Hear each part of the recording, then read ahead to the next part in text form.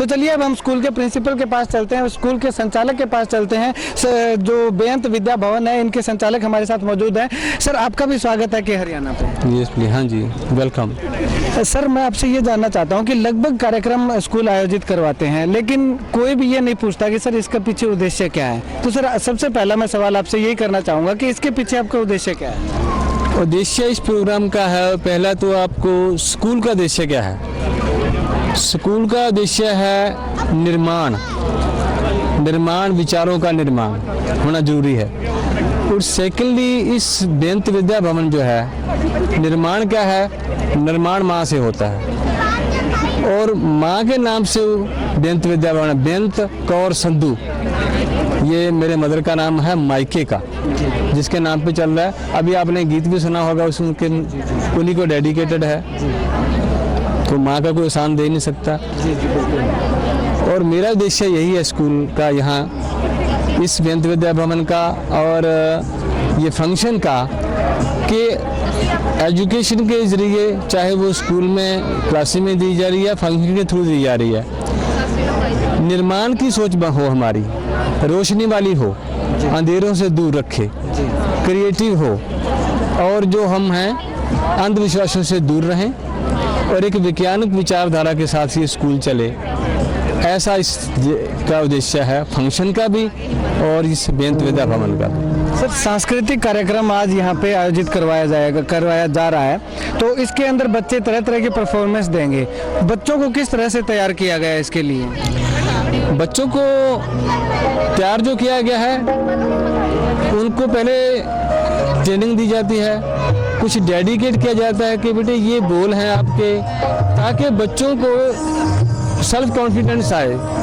जो स्टेज है, चाहे वो सांस्कृतिक कार्यक्रम की है या स्पोर्ट्स की ग्राउंड है, जब कोई भी बच्चा या स्टूडेंट्स, बड़ा या छोटा, कोई भी वहाँ आएगा तो सेल्फ कॉन्फिडेंस नेचुरली आएगा उसको। और बच्चे सेल्फ कॉन्फिडेंस के साथ तैयार हो रहे हैं, हुए भी हैं, और इसी से तरीके से उसको ट्रेनिंग दी जा रही है कि सेल्फ कॉन्फिडेंस से वो काम कर सकें। इस तरह से ट्रेनिंग दी जा रही है। सिर्फ जब बच्चों को ट्रेनिंग दी जा रही थी, कम से कम 10 या 15 दिन लगे होंगे बच्चों को तैयार करने में इस कार्यक्रम के लिए। एक तो सर, जब स्टेज पे परफॉर्मेंस करते हैं बच्चे, उस टाइम उनका एक जज्बा होता है। एक जब ट्रेनिंग करते हैं तो क्या उसी टाइम भी उनका ये जज्बा था?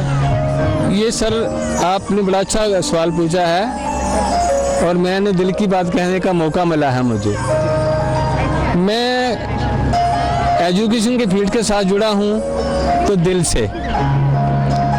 से जुड़ा हूँ कि कुछ करना है सोसाइटी में, हमारे आने वाले भविष्य में, हमारे जो आने वाली जनरेशन है, इनको कैसे डायरेक्शन देनी चाहिए, कैसा हमारा भविष्य होना चाहिए, हमने तय करना है, हम लोगों ने, आप सब लोगों ने।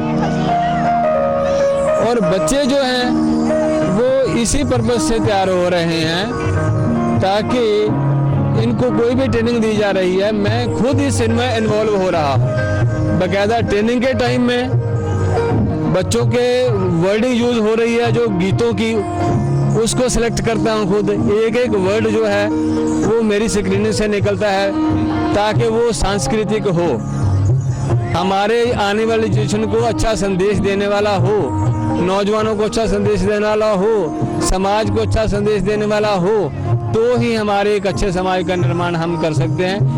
इसलिए उनके ये जज्बा ट्रेनिंग में भी रहता है। अगर जज्बे में कमी लगती है तो मैं स्टेज पे खुद जाकर उनको परफॉर्म कर जाता हूँ कि ये कैरेक्टर हैं, ये इनके जज्बे हैं, इनको जियो। आप टीचर के साथ साथ एक एक्टर भी हैं? नहीं सर, एक्टर तो बस यूँ समझ लिया, जो जज्बात हैं वो बना देते हैं, जो भी बनाते हैं, ठीक है।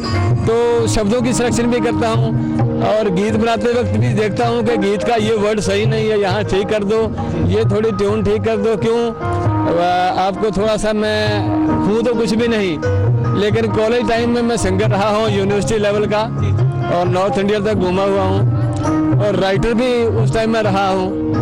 तो इसलिए इन सब जो स्पोर्ट्स में भी मैं टच है मेरा। अच्छी बुक्स पढ़ी हैं, भगत सिंह की पढ़ी हैं, मैक्सिम गोर्की की पढ़ी हैं, टॉल्स्टॉय की पढ़ी हैं, और उनकी प्रेरणा के साथ जो कुछ हुआ, और जब बाकी जो भी मैं आज हूँ, ये मेरी मदर की देन है। मुझे जो भी हूँ, मेरी मदर ने मुझे सिखाया, बेटे अंधेरे से नहीं डरना, किसी के हाथ आगे नहीं फैलाना, खुददारी से जीना है, ठीक है, और मेहनत लगातार करो। गर्मी की परवाह नहीं, ठंड की परवाह नहीं, ये माँ ने दिया है, इसी तरह से जिएंगे और जी रहे हैं, जिंदा दिली के साथ जिए हैं और जिएंगे। सर, स्कूल में एजुकेशन की अगर बात की जाए तो आप किस तरह की एजुकेशन बच्चों को यहाँ स्कूल में देते हैं? हम जो एजुकेशन देते हैं बच्चों को, हम चाहते हैं कि क्रिएटिव हो, जो दिमाग को क्रिएट करे, कुछ नया क्रिएट करे, पढ़कर सोचे समझे, फिर उसके बारे में जानने के बाद लिखे। क्रैमिंग कुछ नहीं होनी चाहिए, वैज्ञानिक सोच के ऊपर आधारित हो उनकी सोच बच्चों की। इस तरह से एजुकेशन देना चाह रहे हैं हम कि हमारे आने वाला समाज है जो क्रिएटिव हो और वैज्ञानिक विचारधारा वाला हो। तभी लोग हम विचार करेंगे इसी बात पे, ये सही है ये गलत है, तो तभी कुछ अच्छा निर्माण कर पाएंगे।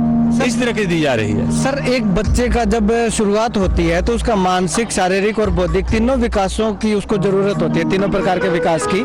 तो मानसिक विकास और शारीरिक विकास और बौद्धिक विकास को बढ़ाने के लिए आप किस तरह के प्रयास करते हैं, किस तरह की शिक्षा बच्चे को देते हैं? मानसिक विकास के लिए टाइम टू टाइम, बाकी तो हमारा सिलेबस बहुत अच्छे हैं मानसिक विकास के लिए, अदरवाइज मोटिवेशन जो है ये सबसे जरूरी है बच्चे को, कि बच्चे को सबसे पहले ये जरूरी है मोटिवेट करने के लिए कि वो स्कूल खुश होकर आए, स्कूल उसको घर लगे, स्कूल उसको कोई जबरदस्ती चीज न लगे कि उनको बिठाया गया। बच्चा खुश होकर यहाँ आएगा और फिर उसको जो क्रिएटिव विचार दिए जाएंगे, एक एजुकेशन बौद्धिक विकास होगा। जब बच्चा खुलेगा, खुलकर खेलेगा, हमारे साथ बात करेगा, तो बौद्धिक विकास शुरू हो गया। बाकी माँ का बड़ा रोल है इसमें, माएँ कुछ ये क्रिएट कर रही हैं और पेरेंट के साथ भी बातचीत होती रहती है इसके लिए, बौद्धिक विकास के लिए। और टाइम टू टाइम स्टेज से ये भी चीज़ें आती रहती हैं, कोई लेक्चर वगैरह, और अच्छे वैज्ञानिक लोग, अच्छी विचारधारा वाले लोग भी बुलाते रहते हैं, हम प्रोग्राम भी कराते रहते हैं। और स्पोर्ट्स के साथ जुड़े हुए हैं बच्चे फिजिकली फिट रहने के लिए। और यहाँ जो है सर, एक बता दें, यहाँ खाने में कोई खाना चेक किया जाता है बच्चों का कि बच्चे अच्छा खाना खा रहे हैं कि नहीं खा रहे, उसमें प्रोटीन है या नहीं है। मैं शर्म कहता हूँ कि मैं अचार और नमक वाला पराठा नहीं आने देता। मैं कहता हूँ डेली दाल भेज दो, दही भेज दो, मक्खी दे दो, एक चीज़ भेजो, मक्खन भेजो, दही भेजो, लेकिन अचार और नमक वाला पराठा ना भेजो, जंक फूड ना भेजो। और मैं कंटीन चलाई नहीं, एक आधा साल चलाई है। क्यों? कि यहाँ को आना नहीं चाहता क्योंकि पैसे कम कमाए जाते हैं। मैं कहता हूँ बच्चों को वो खिलाओ जो हेल्दी है, जो जंक फूड है वो यहाँ से नहीं खिलाया जाएगा। तो अगर मैं ये कह रहा हूँ तो मेरी कोशिश है कि मैं करूँ भी, और मैं कर क्या रहे हैं ये समाज बताएगा, मुझे नहीं पता मैं क्या कर रहा हूँ। सर, आज मैं एक आखिरी सवाल आपसे करना चाहूँगा। जगह जगह स्कूल खुले हुए हैं, कोई एक समय होता था जब कोई इक्का दुक्का स्कूल देखने को मिलता था, और वो भी सरकारी स्कूल, निजी स्कूल की तो बात ही दूर थी। लेकिन आज अगर 4 किलोमीटर भी जाते हैं तो 10 स्कूल मिल जाएंगे हमें। तो आज की शिक्षा और पहले की शिक्षा के बीच में आप किस तरह का अंतर मानते हैं? पहले की शिक्षा और आज की शिक्षा में अंतर जो है, वो शिक्षा पहले वाली भी अच्छी बहुत थी, इसमें कोई शक नहीं है। टीचर डेडिकेटेड थे, इसमें कोई शक नहीं। लेकिन क्या हुआ कि हमारे जो खुद में ही, क्योंकि टीचर में मोटिवेशन जरूरी है, टीचर को डेडिकेटेड होना बड़ा जरूरी है। जहाँ पे एजुकेशन में डेविएशन आना शुरू हुआ तो थोड़ा प्राइवेट हाथ में गया ये, और प्राइवेट के हाथ में भी एजुकेशन अदारे जो गए हैं, तो मैं इसको ये नहीं कहूँगा कि सारे हम अदारे जो हैं वो इसको सही काम कर रहे हैं, चाहे किसी को गलत लगे बात। मैं चाहता हूं कि जो भी भाई लोग प्राइवेट स्कूल में आ रहे हैं ये सोच कर आए कि ये जिम्मेवारी वाला काम है, कोई खेल नहीं है, कोई पैसे कमाने वाली फैक्ट्री नहीं है, ये बच्चों के निर्माण का सवाल है, जिंदगी का सवाल है। और इस चीज़ को सोच कर आए कि जिम्मेवारी उठा सकते हैं कि नहीं उठा सकते, या खाली बिल्डिंगें बनाकर एसी लगाकर हम और पैसा ले लें, फैसिलिटी दिखाकर बच्चों से और पैसों से ऐठ लें। ऐसे नहीं होने चाहिए, मेरा ये मानना है। और मैंने इसी रास्ते से शुरू किया है, क्योंकि मैं पहले 9 साल एडवोकेट रह चुका हूँ और नोइंगली इसमें आया हूँ। जानबूझकर मुझे पता है बहुत रिस्पॉन्सिबिलिटी है, बड़ी सरदर्दियाँ हैं, बड़ी जिम्मेवारियाँ हैं। और दोस्तों ने रोका भी कि ना लो, आप वाइट कॉलर जॉब वाले आदमी हो। मैंने कहा सरदर्दी कोई तो लेगा समाज के लिए, इसलिए सर कोशिश किया सरदर्दी लेकर काम करने की। काम कैसा हो रहा है मुझे नहीं पता। सर एक मैं ये कहूँगा कि काम जो भी हो रहा है ये मेरे बच्चे बताएं या ये लोग बताएं कि अच्छा हो रहा है बुरा हो रहा है। सर अभिभावकों के लिए क्या कुछ संदेश देना चाहेंगे? अभिभावकों के लिए स्पेशल संदेश सर मैं हमेशा ही देता रहता हूँ पेरेंट्स के साथ कि अभिभावक हैं जो, अगर वो चाहते हैं कि हमारा बच्चा कुछ बने तो उसके लिए एफर्ट भी वैसे करे। सबसे बड़ा संदेश मेरा ये है, अभिभावकों को रिक्वेस्ट है कि वो बच्चों को घर पे अच्छा बिहेव करना, रिस्पेक्ट करनी और सबसे पहले अपनी अहमियत बताए कि हमारी माँ बाप की जो है आपके लिए क्या अहमियत है।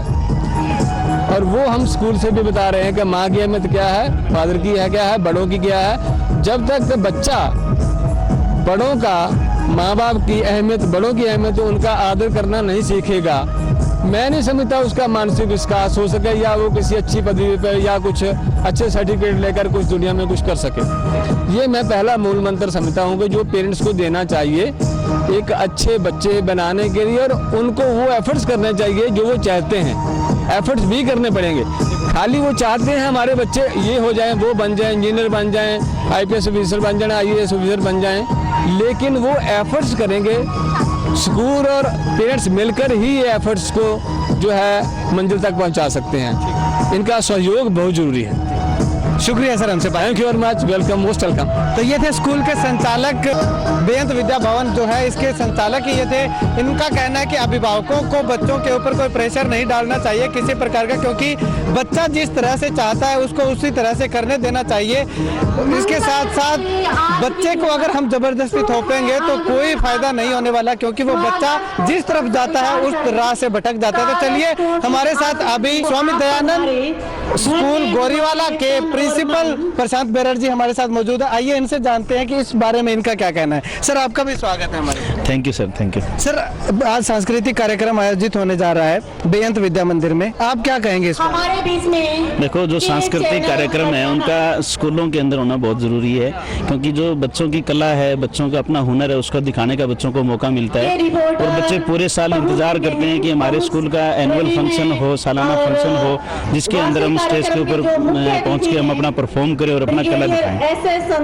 सर आप भी बच्चों को फंक्शन के लिए उत्साहित करते हैं, आपके स्कूल में भी फंक्शन होते हैं, तो किस तरह की प्रतिक्रियाएं बच्चों की उस दौरान आती हैं? देखो, बच्चों की प्रतिक्रिया हम बच्चों के ऊपर छोड़ते हैं कि बच्चे अपनी हॉबी के अनुसार अपनी जो प्रतिक्रिया है वो जाहिर करें, और बच्चों को जैसे हम उनको खुला छोड़ दें कि आप अपना परफॉर्म करें, आपकी जो कला है उसको आप निखारें, तो बच्चे अपने आप अपनी तरफ से इस तरह की परफॉर्मेंस लेके आते हैं कि हम कभी उम्मीद भी नहीं कर सकते कि बच्चों की इतनी अंदर इतनी कला हो सकती है। और अब जो सर एक आखिरी सवाल करना चाहूंगा कि कुछ एक अभिभावक अपने बच्चों पर जबरदस्ती अपने जो जिम्मे थोपते हैं कि तुझे आईपीएस बनना है, तुझे डॉक्टर बनना है, तुझे वकील बनना है, लेकिन बच्चा किसी और फील्ड में जाना चाहता है, तो उन अभिभावकों के लिए क्या कुछ संदेश देना? सर एक समय था कि जब ये बातें बच्चों के ऊपर थोपी जाती थी, लेकिन अब जो समय चल रहा है ये बच्चों का समय है। जैसे बच्चे अपने हॉबी के अनुसार है वो अपने चूज करते हैं और अपने भविष्य को ब्राइट बनाने के लिए वो मेहनत करते हैं। तो इसके साथ साथ मैं पेरेंट्स से ये अनुरोध करूंगा कि बच्चे के हुनर के बारे में पहचाने, बच्चे के इंटरेस्ट को जाने, और बच्चे का जो इंटरेस्ट है उसके हिसाब से बच्चे को आगे लेके जाएंगे तो उसका फ्यूचर है वो ऑटोमेटिक ब्राइट होगा। शुक्रिया सर। Thank you sir. तो ये थे प्रशांत बैनर्जी, स्वामी विवेकानंद स्कूल गोरीवाला के प्रिंसिपल। अब हमारे साथ मौजूद हैं मोटिवेशनल स्पीकर राजेंद्र जोधपुरिया जी। आइए इनसे जानते हैं कि ये क्या कहेंगे इसके बारे में। सर आप बहुत ज्यादा मोटिवेशनल स्पीक देते हैं बच्चों को प्रेरित भी करते हैं। आज यहाँ पे कार्यक्रम आयोजित होने जा रहा है, काफी भीड़ भी यहाँ पे देखने को मिल रही है, क्या कहेंगे आप? बच्चे किस तरह से अपने आप को बिल्कुल जी, मैं पहले सबसे पहले बाजवा साहब का धन्यवाद करना चाहूंगा कि उन्होंने इतना अच्छा बच्चों की जो नेचुरल क्षमता है, प्रतिभा है, उसको सम्मान दिया है, उनको निकालने का मौका दिया है। तो इस तरह के प्रोग्राम का बच्चे सालों से इंतजार करते रहते हैं कि मैं कब स्टेज पर आऊं, कब मैं परफॉर्म कर पाऊं। तो ये बच्चों के लिए एक सुनहरा अवसर है। Thank you. सर बच्चों के मन में किस तरह की प्रतिक्रिया होती है, क्योंकि आप एक साइकोलॉजिस्ट भी हैं, मोटिवेशनल स्पीकर भी हैं, तो बच्चों के अंदर किस तरह की प्रतिक्रिया इस समय हो रही होगी वो आप अच्छे से जानते हैं, भली भांति जानते हैं। तो हम भी जानना चाहते हैं कि बच्चों के अंदर, क्योंकि उनका परफॉर्मेंस अभी कुछ देर बाद होने वाला है, तो क्या कुछ कहना चाहेंगे आप? बिल्कुल, हर एक बच्चे के अंदर उत्सुकता होती है कि मैं स्टेज पर आऊं, परफॉर्म करूं। अब वो बच्चों के अंदर मानसिक क्रियाएं तेजी से चल रही हैं कि कब मेरा नंबर आए, कब मैं अपनी एनर्जी पूरी तरह से स्टेज पे उधेल दूं, कब मेरी बेस्ट परफॉर्म हो। तो ये हर एक बच्चे का सपना है और आज बहुत से बच्चों का सपना साकार होने जा रहा है। इसके लिए बेअंत विद्या भवन का बहुत बहुत धन्यवाद, शुक्रिया राजेंद्र। बिल्कुल, thank you sir, thank you. तो ये थे राजेंद्र कुमार जोधपुरिया जी, मोटिवेशनल स्पीकर हैं। तमाम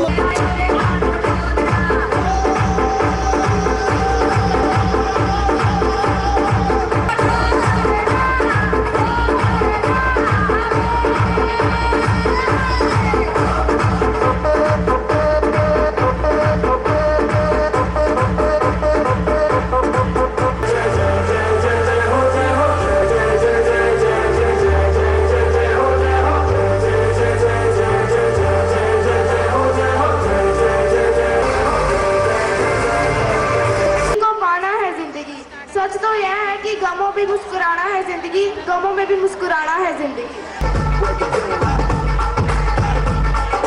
यहाँ भी होगा